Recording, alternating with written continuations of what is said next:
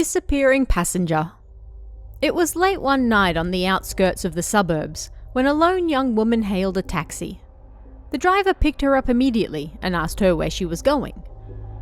"Please go straight," the woman said in a small voice, with her eyes downcast. She remained that way for the rest of the drive.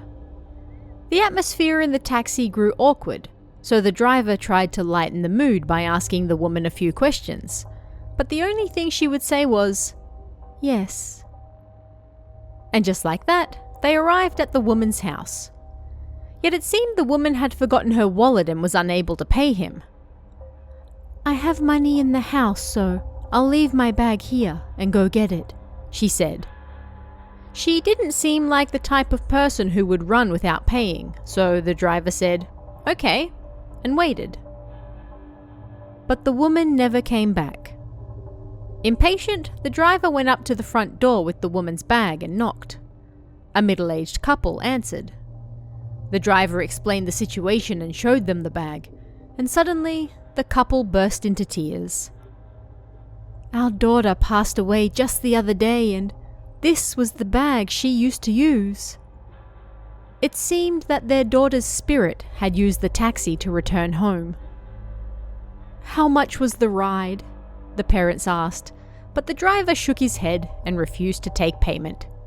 Instead, he let the grieving parents be and put his hands together in prayer for their daughter.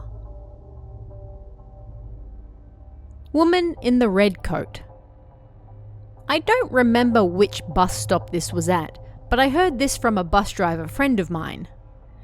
He was driving the last bus of the day, and at one stop he noticed a woman wearing an old-fashioned bright red coat get on the bus. It was so red that it really stood out to him, so he remembered it well.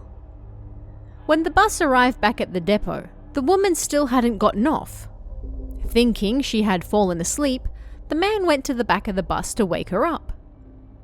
But the woman wasn't there.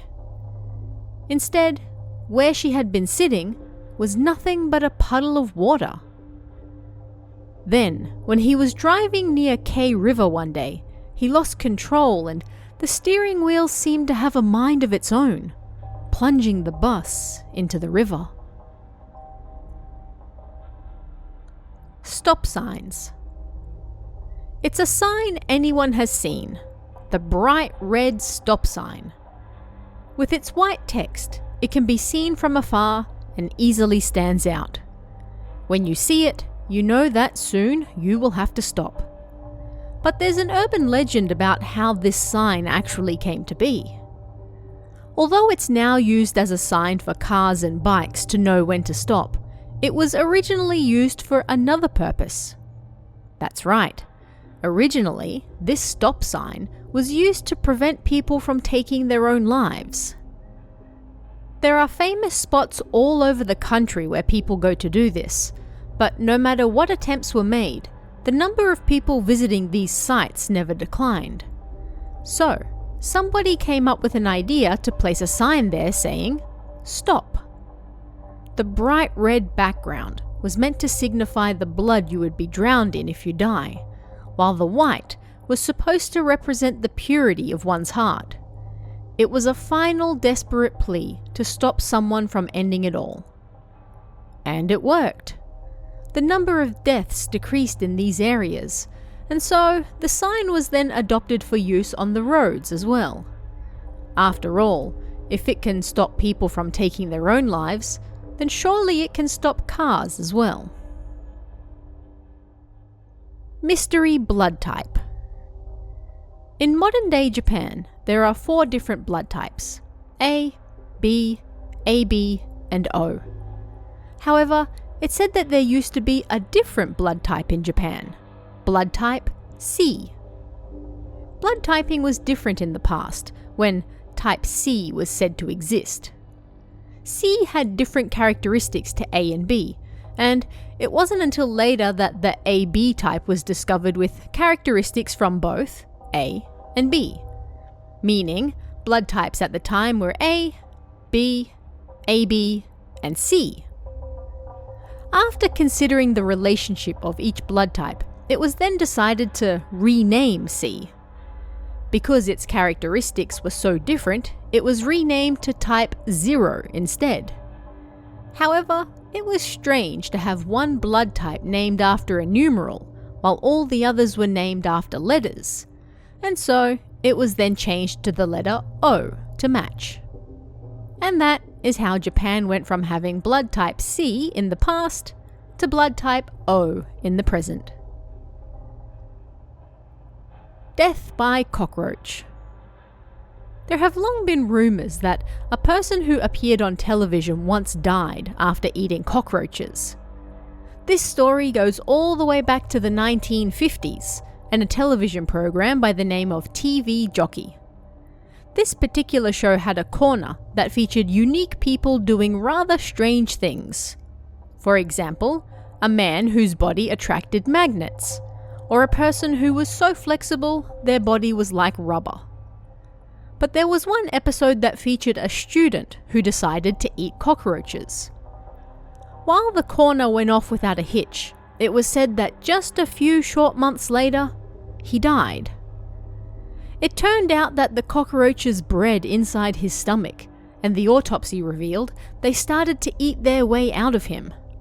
Numerous organs were found partially or fully eaten. This urban legend was so famous that yet another television program, many years later, decided to look into it. They discovered that the student who supposedly died was actually alive and well. Of course he was. Not even cockroaches can survive the acids in a person's stomach. Yet so much time has passed, and the original urban legend has been so persistent that the story of his survival has itself also become an urban legend, and many people are unsure of which version to believe. Love rival.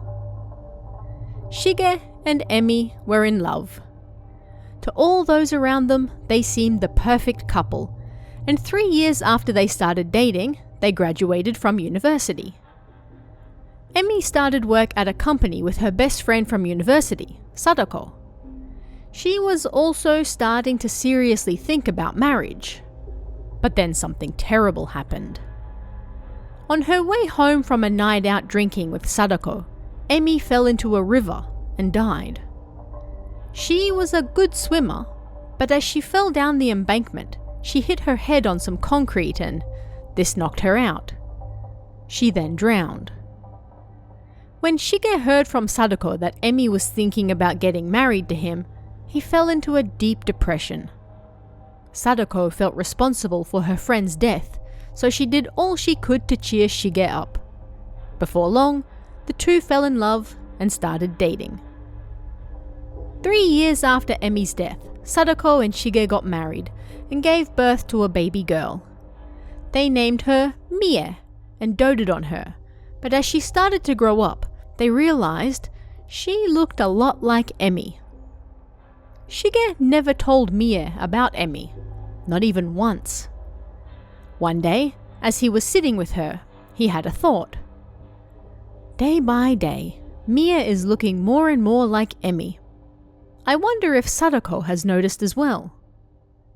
But then Mie suddenly spoke. Sadako intends to kill me, just like she did last time.